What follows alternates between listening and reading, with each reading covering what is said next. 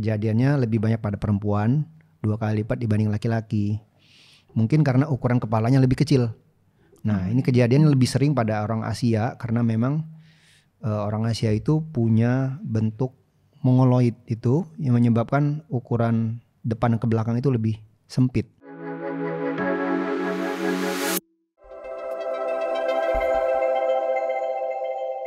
Selamat datang kembali sahabat Bethsaida di podcast Bethsaida Hospital. Pada hari ini kita akan membahas suatu penyakit saraf yang mungkin tidak banyak diketahui, yaitu hemispatial spasme. Hemispatial spasme ini merupakan suatu gangguan di sistem saraf yang dikarenakan adanya persyarafan yang lengket, sehingga membuat wajah seseorang itu berasa berkedut atau tertarik tanpa disadari. Nah, untuk kita mengetahui atau membahas lebih lanjut mengenai hemispatial spasme ini, kita telah kedatangan Dr. Winorman Gunawan, dokter spesialis bedah saraf dari Bethsaida Hospital. Selamat datang dokter, apa kabarnya dokter? Pagi. Selamat pagi dok. Ya. Baik dok, kabarnya dok? Sehat Gimana, ya dok? Oke dok, baik sehat. dokter. Dok, hari ini kita mau bahas sedikit nih tentang hemispatial spasme yang mungkin kita gak gitu sering ketemu kasusnya ya dok, tapi ini mungkin mengganggu beberapa orang ya dok. Nah, boleh dijelasin gak sih dok lebih lanjut apa itu hemispatial spasme dan gimana cara dokter mendiagnosis itu? Oke, hemispatial spasme itu kalau dari kata-katanya itu hemi itu setengah artinya. Jadi spasme itu kayak kram tadi ya. Nah, jadi kalau hemispatial spasme jadi ada kram separuh dari wajah. Nah, itu penyebabnya itu karena ada benturan saraf kebentur sama pembuluh darah. Terjadinya tuh di belakang kepala. Nah, jadi kalau didiagnosis kebanyakan paling awal ya dengan gejala fisik. Jadi ada kedutan daerah wajah ya, biasanya setengah. Tidak menutup kemungkinan memang ada sih beberapa laporan kiri dan kanan. Oke dok. Tapi paling sering adalah setengah, makanya disebut hemispatial spasme. Jadi bisa dimulai dari bibir naik ke atas atau yang paling sering dari mata turun ke arah bibir. Itu kedutan. Awalnya sedikit kedutan tapi lama-lama menjadi tarikan otot, jadi seperti kram gitu ya. Tapi kalau kram itu ada rasa nyeri. Nah, ini nggak ada rasa nyeri. Ini yang ada cuma rasa malu. Rasa malu. Jadi dok, orang kadang dia nggak bisa tahan, nggak bisa ditahan, nggak bisa dikendaliin.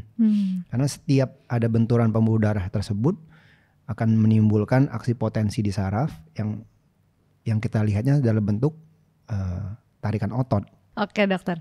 Nah, jadi kan tadi dokter udah sempat mention ya, ternyata itu gangguannya atau lesinya itu di belakang wajah dok. Jadi bukan, meskipun yang kelihatan itu di wajah, jadi bukan saraf wajahnya yang terkena, tetapi adanya di belakang kepala gitu dok. Iya. Jadi yang terkena tuh saraf yang mengatur otot wajah, saraf nomor 7. Nah, itu kalau dulu di kuliah itu dikatakan saraf nomor 7 itu saraf kejujuran, kita nggak bisa bohong. Nah, dengan saraf 7. Jadi yang kalau ini kepala, saraf yang kena itu di bagian belakang sini. Ini saya tunjukin ya, daerah sini. Nah, kelihatan ya, mungkin. Nah, jadi ada saraf yang keluar dari batang otak di sini, terus dia keluar ke arah telinga. Nah, dalam perjalanannya dia akan ketabrak sama pembuluh darah. Yang salah sebenarnya bukan sarafnya, yang salah pembuluh darahnya. Jadi ini penyakit ini, kelainan ini seringnya pada dewasa, sekitar 40-an sampai 50-an atau lebih. Itu terjadi karena pembuluh darah kita tuh sejalan dengan usia akan memanjang. Mau karena tekanannya, mau karena memang bawaan lahirnya, dia akan memanjang. Nah, karena memanjang dia akan berkelok. Ya kan tempatnya kayak gini kan, tulang nih nggak bisa bertambah, jadi akan berkelok. Kalau berkeloknya di kulit kita kelihatan dalam bentuknya varises gitu ya. Nah, tapi kalau di dalam kepala tulang kita nggak bisa. Jadi dia harus berkelok-kelok mengisi tempat yang ada. Kebetulan daerah yang tadi ini itu kosong, isinya air kebanyakan. Nah, sehingga dia bisa berkelok-kelok di sana. Nah, kejadiannya lebih banyak pada perempuan, 2 kali lipat dibanding laki-laki. Mungkin karena ukuran kepalanya lebih kecil. Nah, ini kejadian lebih sering pada orang Asia karena memang orang Asia itu punya bentuk mongoloid itu yang menyebabkan ukuran depan ke belakang itu lebih sempit, Kecil ya, Dok. lebih sempit. Jadi kalau ras lain lebih jarang sebenarnya. Oke, Ya. Dok. Oke, Dok. Nah, untuk tadi dokter udah sebutin ya faktor resikonya salah satunya usia. Selain itu ada nggak, Dok, yang maksudnya yang faktor resiko? Kalau usia kan nggak bisa dicegah ya, Dok. Ada nggak faktor resiko yang bisa dicegah gitu, Dok? Kebetulan ini kelainan memang tidak bisa dicegah. Oh, jadi nggak bisa dicegah Nggak ya, bisa Dok? dicegah. Ini lebih mirip kayak rezeki. Rezeki ya, Iya, Dok? nggak semua orang dapat ya Oke, gitu kayak Dok. door prize. Nah, jadi tapi kita bisa tebak-tebak kalau ada keluarga yang pernah, kita ada kemungkinan punya juga nih. Oh, oke. Gitu. Jadi salah satu faktor genetik juga berpengaruh ya, Dok? Betul, Oke, genetik. Dok. Makanya hubungannya dengan faktor keluarga dan bentuk kepala karena keluarga ya bentuknya mirip-mirip pasti kan. Ya, Nah, betul, gitu. betul, Dok. Jadi kita nggak bisa milih juga tuh. Mau umur, mau keluarga kita nggak bisa milih. Oke, Dok. Iya kan? Kecuali keluarga angkat kali ya. Iya, Dok. Oke, Dok. Nah, terus untuk mendiagnosisnya sendiri bahwa ini adalah suatu hemifasial spasme, itu dokter ada pemeriksaan apa nggak ya, Dok, yang bisa menegakkan diagnosis ini? Karena kan memang itu kan suatu saraf yang ternyata letaknya di dalam kepala kita ya, Dok, ya. Untuk mendiagnosis ini sendiri selain dari klinis itu gimana, Dok? Selain dari klinis, kita idealnya itu memang ada pemeriksaan elektromiografi di wajah ya, EMG namanya. Tapi tidak semua center rumah sakit itu punya biasanya. Tapi yang paling sering itu untuk melihat benturan tersebut dengan MRI. Nah, MRI dengan software khusus itu kita bisa melihat dengan potongan tipis. Kalau di sini kita pakai metode Fiesta namanya gitu ya. Jadi itu bisa kelihatan di mana benturan pembuluh darah yang nempel ke saraf nomor 7 tersebut. Jadi kalau sudah kelihatan dari MRI udah jelas pasti udah. Apalagi cocok misalnya nempelnya sebelah kiri, gejala sebelah kiri ya sudah pasti. Gitu. Oke, Dok. Nah, gejala ini tuh akan timbul setiap saat, Dok, atau kalau misalnya udah sekali timbul dia bisa hilang dengan sendirinya gitu, Dok? Atau dia akan terus menerus malah akan bertambah parah gitu, Dok? Ya oke. Itu masuknya berarti kita cerita tentang perjalanan penyakit nih. Iya, Ya. Dok. Jadi awalnya tadi kan pembuluh darah manjang, kemudian dia berkelok-kelok, nempel deh sama si saraf ya, saraf nomor 7. Nah begitu dia nempel, itu ada dua teorinya nih. Yang pertama, begitu nempel dia langsung bikin aksi potensi arti kejang lah ya. Kejang, kram tadi bikin spasme di wajah. Nah teori kedua, setelah dia nempel itu ada arus balik yang ke arah batang otak, ke nukleusnya, ke inti pusat saraf nomor 7 tadi. Nah kalau itu terus terjadi, dia ada namanya kayak kebiasaan, memori ya. Memori pada saraf nukleus tadi, saraf nomor 7 tadi. Sehingga kramnya akan double. Jadi yang satu karena benturan sudah jalan, begitu yang balik ke arah pusat, dia akan menimbulkan perintah baru, tambahin lagi. Gitu. Jadi makin lama bisa saja dia akan makin berat. Makin berat gejalanya ya, Dok? Iya, makanya gejala awal misalnya dari mata turun ke bawah, itu turun ke bawah itu artinya bertambah. Bertambah ya, Dok, Bertambah dianya. Iya. Nah pertanyaan, bisa nggak kalau kita diemin hilang? Iya, Dok. Nah sampai sekarang sih belum bisa. Belum bisa. Kelihatannya setelah laporan terakhir ada yang follow up sampai 10 tahun itu ya tetap akan terus spasme dia. Oke, Dok. Ya, yang ada ya karena dengan teori tadi, kindling namanya, jadi ada memori tadi, memori saraf, ya dia akan terus saja. Bahkan karena ada memori tersebut, setelah dioperasi pun kita sudah geser nih, tidak ada benturan, karena memori yang sudah terjadi, itu tidak langsung hilang. Nah itu yang terjadi yang namanya delay, jadi bisa kesembuhannya nggak langsung. 95% kalau kita pisahkan itu benturan, itu akan spontan hilang, stop, tidak ada spasmenya lagi. Tapi kalau sudah terjadi memori, itu delay dia kesembuhannya. Jadi bisa seminggu, bisa 2 bulan, bisa setahun lagi baru hilang. Oke, Dok. Meskipun udah dilepas ya, Dok, meskipun sudah benturannya benturan ya, Dok? sudah kita pisahin. Oke dok. Mungkin sebelum kita masuk ke teknik operasinya nih, sedikit yang pengen saya tahu sih dok. Kalau misalnya tadi dokter udah mention mungkin pasiennya nggak ngerasa dok. Jadi kalau dia itu berkedut atau dia itu nyeri gitu dok. Jadi memang hanya kelihatannya aja berkedut, tapi pasien nggak ngerasain apa-apa atau gimana dok? Oh, pasien pasti ngerasa. Oh, pasien merasakan Pasti bahwa ngerasa dia ada terganggu. tarikan ya dok? Iya, Oke. masa terganggu dia. Terutama kalau lagi ngomong. Kalau lagi makan biasanya enggak. Tapi kalau lagi ngomong dia enggak ada nyeri sih. Nah, tarikan pada mata, pinggir mata itu awalnya sedikit, tapi lama-lama dia hampir tidak bisa membuka mata. Jadi nggak mungkin nggak terganggu. Oke, Pasti. jadi mengganggu fungsi sehari-hari juga ya dok betul. ternyata ya Jadi dok. bisa mengganggu kalau lagi misalnya bawa kendaraan, itu bisa ketutup mata sebelah. Ya, nah bahaya karena kita butuh dua mata untuk mengetahui jarak. Ya, 3 dimensi itu tahu karena ada 2 mata. Tapi kalau 1 mata kita nggak bisa tahu jarak nih. Kapan bisa ngerem, kapan enggak, itu bahaya. Nah itu pasti mengganggu. Nggak ada nyeri. Keramnya nih bukan keram nyeri, tapi jadi dia memang ketarik aja, rasa ketarik gitu, tapi tanpa nyeri. Tanpa nyeri dok. Oke dok. Nah untuk tadi sih dokter udah mention nih salah satu terapinya bisa dengan operasi.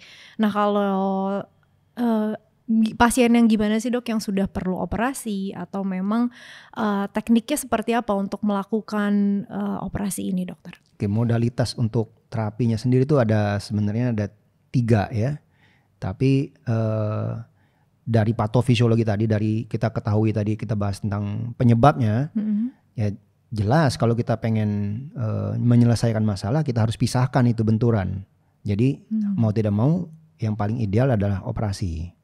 Nah tapi ada cara lain itu misalnya untuk pasien-pasien yang sudah misalnya terlalu tua gitu ya, misalnya resiko tinggi untuk operasi karena operasinya dalam bentuk pasien posisinya terlungkup gitu ya.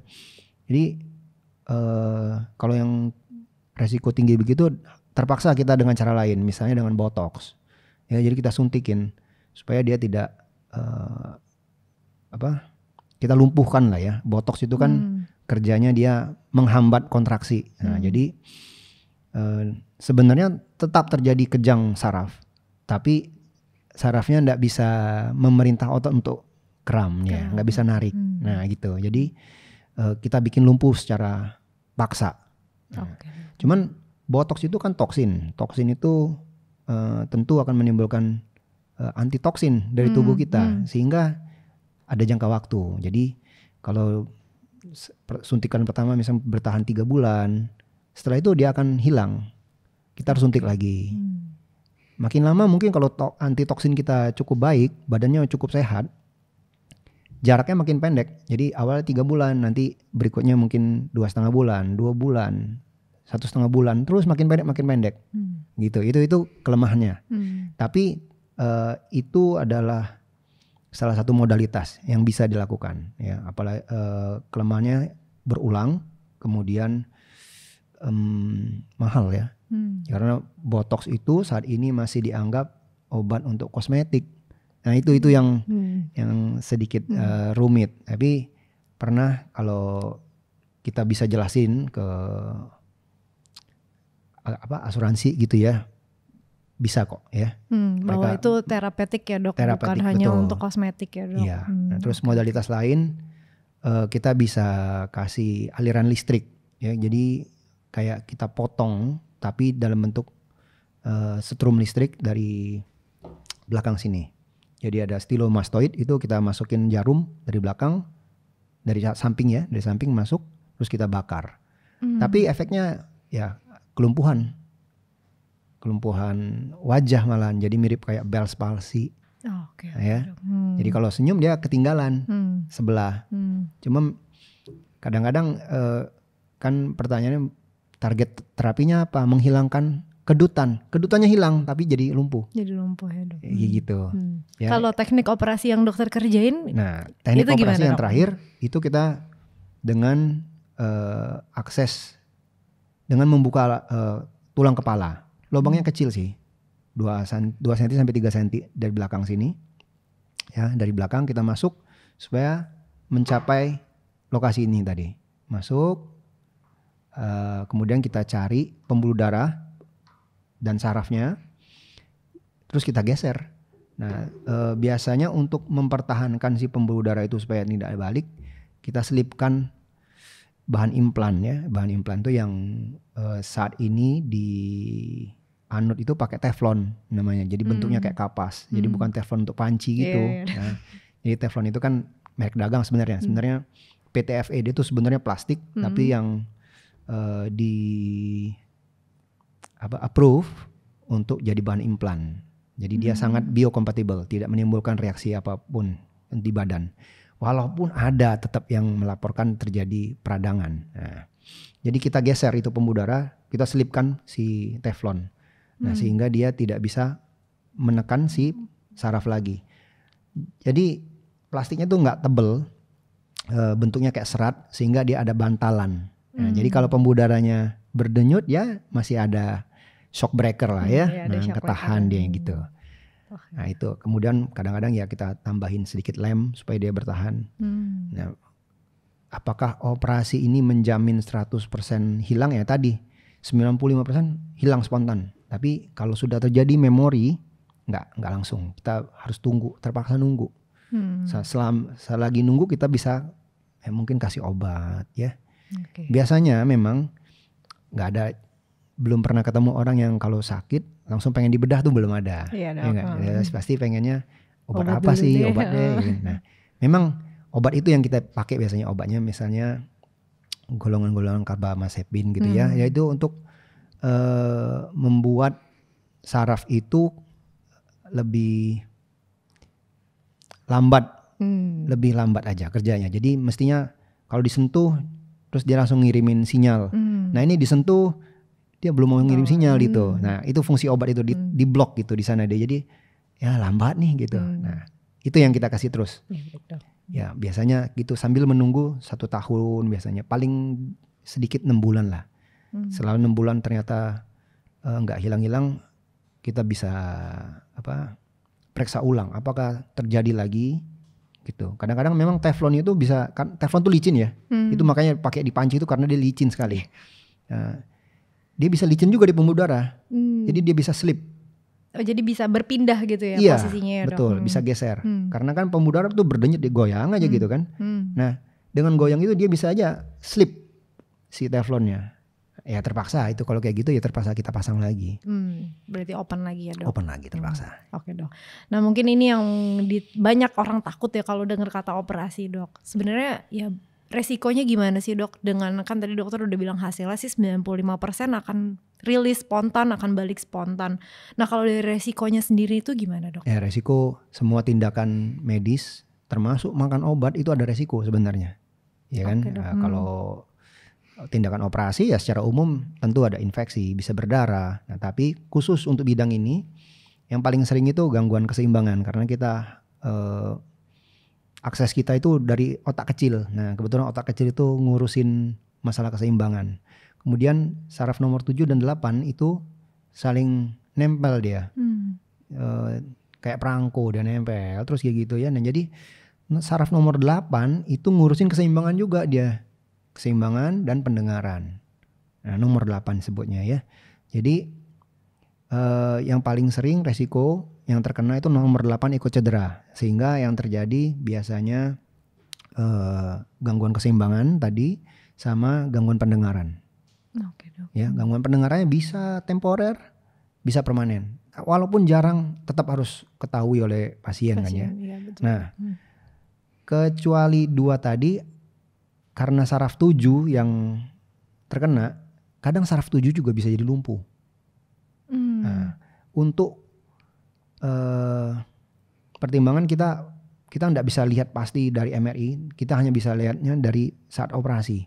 Jadi ada saraf 7 itu yang bagus memang yang paling sering, 80% itu pembuluh darah dan saraf itu dia nempel atas bawah gitu ya, atau pinggir kiri-kanan. Tapi ada yang ya rezekinya lebih banyak itu ya, saraf 7-nya itu ditembus oleh pembuluh darah. Nembus kayak gini dia, jadi memang bawaan lahir aja. Nah kebetulan sudah umurnya baru nih terjadi setrum. Nah yang kayak gini nih sulit minta ampun ya. Kita terpaksa masukin di antara pembuluh darah tadi, sehingga sarafnya ya mau nggak mau ada ditarik sedikit. Nah itu yang bisa menimbulkan kelumpuhan saraf wajah. Nah untungnya sekarang kita itu punya teknologi yang sudah maju. Jadi kita dibantu oleh intraoperatif monitoring namanya. Jadi di sana kita bisa deteksi ini saraf masih viable nggak, masih aman nggak gitu. Kalau nggak aman kita harus stop. Dia jadi ada kayak sensor alarm gitu. Begitu sudah ada gambaran, wah mulai lemah nih, kita stop dulu. Kita kasih waktu dia untuk bernafas lagi kayak gitu, kira-kira kayak gitu ya. Nah itu untungnya teknologi itu membantu. Kalau dulu kita nggak bisa, lebih blind. Jadi selesai operasi baru kita ketahuan, wah kena nih gitu. Sekarang kita sudah bisa tahu. Nah ada beberapa memang terpaksa. Jadi misalnya ketemu, terus kita geser sedikit dia nggak kuat nih ternyata sarafnya. Kita stop, kita kasih tahu keluarga, ini nggak bisa nih lanjut. Mendingan kita tutup, kita botox saja lah. Daripada dia lumpuh. Iya. Ya gitu. Kadang ada pernah, tapi ya cuma 1 kali lah. Oke dok. Jadi sih sebenarnya sekarang tekniknya udah jauh lebih berkembang ya dok. Jadi nggak resiko kelumpuhan saraf itu bisa diminimalisasi banget ya bisa dok. Bisa diminimalisasi, betul. Oke dokter. Nah terus yang sering orang kira ya misalnya berkedut atau ketarik, itu orang sering mengiranya salah sangka dengan penyakit apa sih dok? Atau stroke kah? Atau gimana dok? Oh iya, memang sering kan orang anggapnya. Sebenarnya paling sering tuh ya kalau dicari di medsos gitu ya. Mereka lebih takut dengan kayak Bell's palsy yang mirip dengan stroke. Tapi kalau kedutan kayak gini jarang yang salah deh. Jarang yang salah ya. Biasanya kalau misalnya cuma kedutan di bawah mata gitu ya, nggak narik-narik gitu. Mereka biasanya nggak khawatir, malahan seneng gitu. Oh dapat duit nih saya nih kayak gitu ya. Tapi biasanya kalau sudah mulai narik dia pasti khawatir. Khawatir dan baru mencari, oh ini ada yang nggak bener nih. Mereka tahu lah pasti yang benar. Tapi mereka tahu juga itu biasanya bukan stroke karena kita zaman sekarang informasi udah banyak. Tahu lah kalau namanya stroke itu kelemahan ya, kelumpuhan. Nah, kalau ini kan enggak, ini lebih aktif dia. Mereka sudah ngerti sih. Jadi belakangan sudah jarang lah yang tahu. Cuman mereka nggak tahu ini mau diapain, ini kenapa. Nah itu yang informasinya belum nyampe. Susah mungkin dicari gitu. Iya. Ya mungkin Dr. Jessica kayak gini nih lebih mudah jadi dicari ya. Iya, jadi semua sahabat Bedsada bisa tahu nih kalau ternyata ini karena ada yang ketumbur sarafnya gitu ya dok. Iya betul. Oke dok. Nah kalau misalnya keluarga kita sendiri mengalami kedutan kayak gitu dok, apa sih peranan keluarga yang bisa dibantu atau ada nggak sih yang kita bisa bantu gitu setidaknya dok? Nggak ada ya, bawa aja ya, dibantu aja, suruh berobat. Karena makin lama, itu tadi kita bilang yang kita bahas. Kalau sudah jadi memori, jadi lama gitu. Jadi semakin lebih cepat dibawa dan didiagnosis oleh dokter lebih baik ya dok? Iya, betul. Kadang-kadang nggak semua berakhir dengan operasi lah ya, nggak semua. Kadang-kadang ada pasien yang pakai makan obat aja hilang loh gitu. Ya tapi memang dia harus makan obat cukup lama gitu. Kalau obatnya stop, apakah dia hilang? Timbul lagi nggak? Bisa iya, bisa enggak gitu. Ya kan tadi kan kita bilang pembuluh darahnya tuh memanjang, kemudian berdenyut, dia gerak-gerak terus. Ya kalau misalnya nih beruntung dapat rezeki lagi misalnya ya, lagi makan obat 1 bulan, dia bergerak tuh ke tempat lain pembuluh darahnya, ya aman deh. Iya dok, kira-kira nggak mau mentor lagi ya iya dok. Kan? Nah ini kan tadi yang kita sebut hemifasial dok, setengah. Dokter pernah ketemu kasus yang dua-duanya? Nggak ada. Nggak ada ya dok? Saya nggak pernah ketemu, tapi laporannya ada. Oke. Laporannya ada. Karena kan yang kalau pembuluh darah memanjang bukan di satu titik itu aja, semua mau kiri kanan semua memanjang. Semua bisa kena ya dok? Iya, sekarang ya tinggal nempel atau nggak nempel itu aja kan. Oke dok. Nah mungkin sebelum kita tutup nih dok, ada yang mau dokter sampaikan lagi nggak dok mengenai hemifasial spasme ini dok? Ini yang paling sulit ini. Tips ya sebenarnya, Saya tuh dapat dari senior sih ya, tipsnya begini sebenarnya. Kalau kita ada keluhan di kesehatan ya, kita harus berpikir berbeda sama pengacara, beda sama hukum. Kita harus berpikir praduga bersalah. Nah jadi segera kalau ada keluhan segera berobat ke Dokter Jessica di medical check up dulu ya, supaya ketahuan, jangan sampai terlambat gitu ya. Oke dokter. Gitu. Mungkin gini dok, kalau udah ada keluhan sih langsung ke dokter spesialis ya dok. Kalau belum ada keluhan justru harus medical check up ya dok. Betul juga. Mungkin kayak itu gitu juga ya betul, dok. ya, betul. Oke dokter. Dok makasih banyak dokter atas perbincangan siang hari ini. Ini banyak banget ilmu yang kita dapat karena mungkin kita kadang nggak sadar dok. Mungkin kedutan sebentar kirain apalah. Mungkin kayak itu yang dokter kan orang sering bilang mau dapat duit atau apa, tapi kalau dibiarin lama-lama kan justru bisa berbahaya ya dok, malah resiko untuk berhasilnya lebih akan menurun dok dibandingkan sudah langsung cepat berobat ya dok. Mungkin mereka nunggu tuh karena kalau kedutannya sedikit duitnya sedikit. Kalau kedutannya makin banyak mungkin iya kali. Maksudnya duit yang keluar malahan sebenarnya. Betul dok, jadi bukan duit yang masuk ya dok malah dok. Baik. Nah itu dia beberapa penjelasan mengenai hemifacial spasme dengan Dr. Win Norman selaku dokter spesialis bedah saraf. Nah untuk sahabat-sahabat Bethsaida yang ingin bertanya lebih lanjut atau berkonsultasi lebih lanjut, boleh langsung berkonsultasi dengan Dr. Win Norman di Rumah Sakit Bethsaida atau boleh tulis di kolom komentar. Jangan lupa juga subscribe dan like channel YouTube kita untuk seputar kesehatan lebih lanjut. Oke, saya Dr. Jessica pamit undur diri. Terima kasih.